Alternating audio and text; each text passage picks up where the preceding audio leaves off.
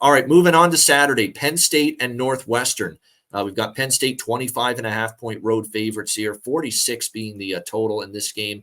I mean, you talk about, NFL sometimes that saying anything can happen. Well, it can apply to college football too. Make no mistake about it. Northwestern was left for dead Saturday against Minnesota. It was not looking good for them at all. They were down 24-7 in that game, and they were down 31-10 going into the fourth quarter alone.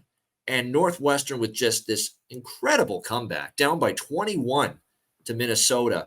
And Ben Bryant, the quarterback, terrific game. I mean, almost 400 passing yards, 33 for 49, 4 touchdowns, no interceptions, terrific effort. And it was pretty much all through the air, which is an indictment of this Minnesota secondary. They got absolutely torched, especially in the fourth quarter in that Northwestern comeback. It's a brutal loss for Minnesota. Kaliakmanis was okay, but not great. He was very efficient, 14 of 19, but only 191 yards. I'm still not sold on him. And they did run the football down Northwestern's throat, 198 rushing yards for Minnesota, but their defense just got ripped through the air. Maybe they sat back too much, but that's a horrible loss for Minnesota. But it is an incredible comeback and a gutsy one by Northwestern. We do need to give them their credit. That's a terrific performance. These kids have been through the fucking ringer this whole entire offseason and so far this year with the Pat Fitzgerald shit, the hazing stuff, that scandal going down. They lose their head coach suddenly just weeks before the season. They got a makeshift coaching staff taken over here at Northwestern. Hell, they've got Skip Holtz, former Louisiana Tech coach, current USFL head coach, helping them out on the coaching staff because they're in such dire straits. And for them to pull off that kind of comeback, never quit, with everything they've gone through mentally off the field as well the last few months, tip of the cap to Northwestern. Well done. Outstanding job. And they deserve all the credit coming back like that against Minnesota. But here's the problem now. Huge win, credit to them. And they also had a great win against UTEP, but UTEP's no good.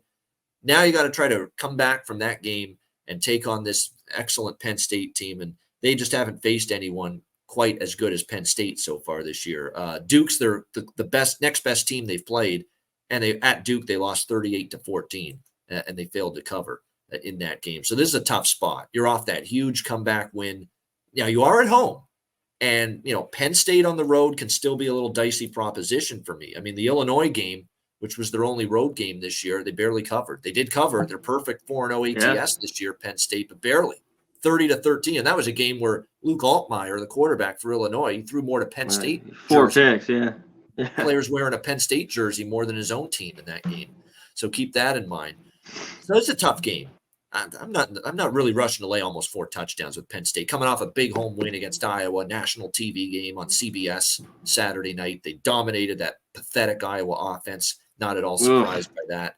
And the concern for Northwestern, too, is if you're going to give up 200 rushing yards to Minnesota last week, even though they won, what are you going to give up here to Singleton and this stable of great running backs that Penn State has at their disposal? Katron Allen, Nick Singleton, Trey Potts. I mean, they go 3 deep in the running back spot, and they're all very good, to support Drew Aller at the quarterback spot. So I worry about that a little bit for Northwestern. That run defense was horrible, and it's been not very good all year. And now you got to face this great backfield of Penn State. How will they fare? I'm worried about that matchup here. What do you think, Connor? Yeah, I mean, that was, just good to see Northwestern. I mean, their defense gave up a ton, but for that comeback with Bryant, also for 400 yards for Northwestern, that was, just a big win for them. I was on it, so I was happy that it came through there in OT. Penn State just, blew out Iowa. They can't. That offense is horrible, but they are on the road. This is different. I would just, in this game, look to Penn State's team total. I just wouldn't mess around with laying 4 touchdowns. It's not what I love to do. We've seen some teams, like you mentioned, they did get the cover with Illinois, but these big teams go on the road, and they're just not the same as, as these home atmosphere games. They're sometimes a little, asleep. So, but I still think they get the points. This Northwestern team's not the same defense as years past. So look for Penn State's team total. Yeah, that might be a good bet still. Even with Penn State off the game against Iowa, I worry about Northwestern's defense here. I really do. And even in the win against Minnesota, they gave up 34 points. They gave up 38 to Duke. They gave up 24 to Rutgers.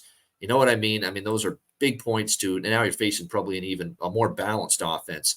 And again, the run defense for Northwestern. I talked about how bad it was against Minnesota, even though they won.